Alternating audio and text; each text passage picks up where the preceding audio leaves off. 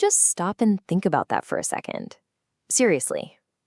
As AI gets unbelievably good at doing all the technical stuff, the coding, the data crunching, all of it, what is the one thing you've got that a machine just can't replicate? What's going to be your most valuable, your most powerful asset in your career and really in your whole life? And there it is. That's the answer. According to Carnegie's wisdom, which has stood the test of time, your greatest strength is your humanity. It's that ability to connect with someone, to really understand them, to show empathy. This isn't some fluffy, soft skill anymore. No way. This is your core strategic advantage in a world that gets more and more automated by the day. Okay, so how do we actually build this human advantage? Carnegie lays out a really clear roadmap, and it all starts right here with the foundation, simply mastering the way we handle people. This is ground zero.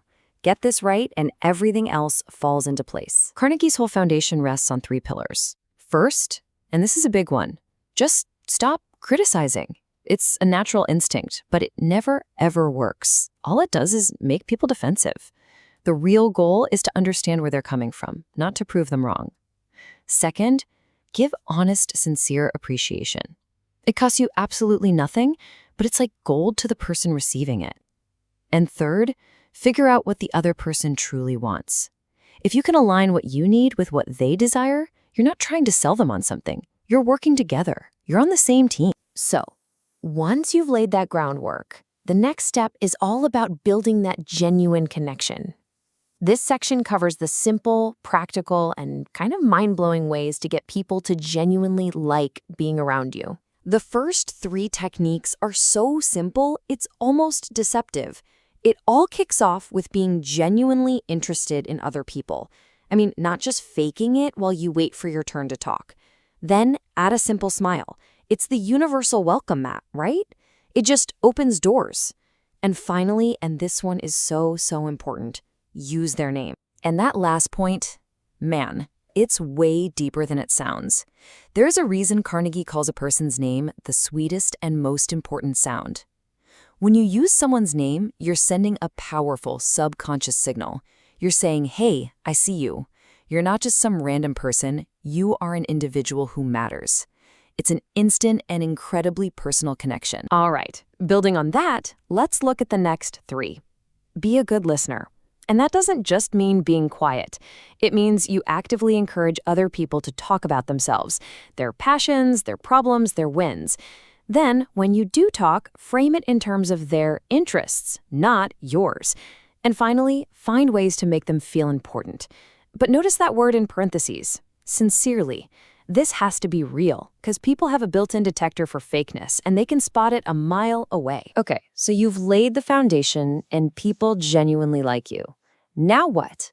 How do you actually influence them or persuade them to see your point of view, but without starting a fight or making them feel resentful? This next part is the true art of agreement. Carnegie really boils this down to a simple choice. Look at the 2 paths here. On one side, you've got the stuff to avoid, starting arguments, flat out telling someone you're wrong, or condemning their position. That just builds walls, instantly. But the other path, that's where the magic happens. You practice a friendly approach. You disarm people by admitting your own mistakes first, and you let them do most of the talking. See, this isn't about winning a debate. It's about building a bridge so that a good idea has a way to get across. And now we've reached the top of the ladder, the peak of Carnegie's framework. This is for absolutely everyone who's in a position to guide others, whether you're a manager, a team lead, a parent, a coach, anyone.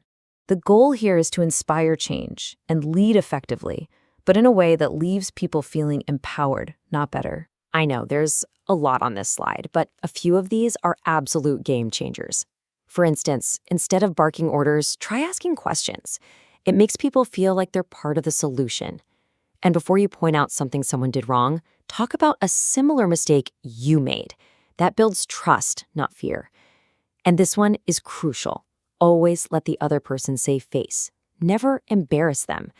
When you praise every little bit of progress and guide them privately, you're not just a boss. You're building a fiercely loyal team. So let's tie this all together. We've walked through the whole framework, handling people, making them like you, persuading them, and leading them. And it's important to remember, these aren't just clever tricks or tactics. They are deep principles that, when you practice them for real, create that powerful modern-day advantage we talked about right at the start. So if you're going to remember anything, remember this. Here's the bottom line for your career. Real, lasting influence, it comes from empathy, not from ego. The most powerful people in any room are almost always the best listeners. And in today's world, your emotional intelligence is so much more valuable than just your technical skill. It really all boils down to one simple, powerful truth. Make other people feel valued, and they will in turn value you. So here's the final thought we want to leave you with. Carnegie's principles are not about manipulation, not at all. They are built on a solid foundation of genuine respect for other people.